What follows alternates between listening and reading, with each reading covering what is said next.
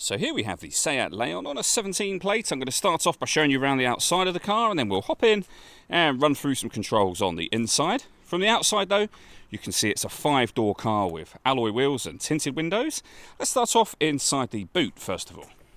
As we approach the back of the car, you can see we have reversing sensors. Plenty of boot space as well, along with that 60/40 split folding rear seat should you wish to increase this space even further. Okay, so we're just going to work our way back around to the front of the car, and then we'll hop in and run through some controls on the inside. But now that we've done a full circle of it, you can see it's in lovely condition the whole way round. Just briefly before we climb in, I think it's well worth seeing the interior from this exterior point of view. There's plenty to run through on the dashboard, so let's hop in and we'll do that now. Okay, now that we're inside the car, we're going to start with the dials. Over on the left-hand side, we have the rev counter and the coolant temperature gauge. On the right-hand side, the speedometer and fuel gauge. In the middle, you can see the total mass of the car. They are 76,830. Above that, we have a digital readout for the speedometer. You can change the information that's displayed there using buttons on the steering wheel. So we're on the driving data menu at the moment.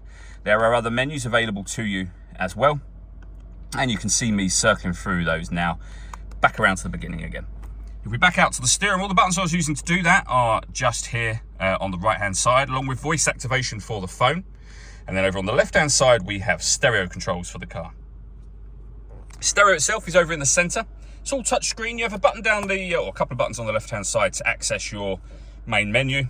And then from there, as I say, it becomes touchscreen. So you've got your satellite navigation. A nice clear color display. It's a very easy system to use. We can come back out to the home screen. You can access your radio. And this car has got, as you'll see, DAB, FM and AM radio. If you want to listen to your own music, press the media button.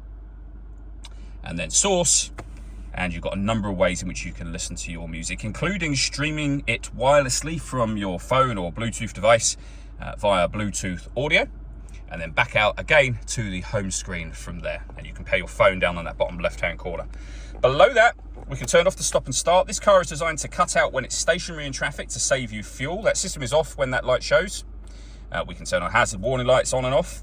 Then we have our dual zone climate control, so you can adjust the passenger temperature, driver temperature, you can increase and decrease the fan speed, you can determine what direction you'd like the air to be distributed in, and then when you're happy with those settings, your air conditioning is off or back on again. You can, if you wish to, just hit auto.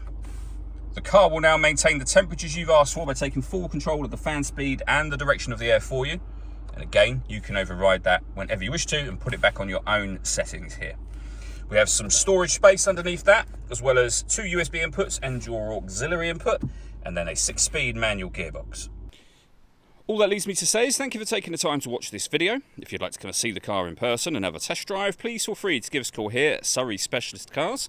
We'd love to hear from you soon.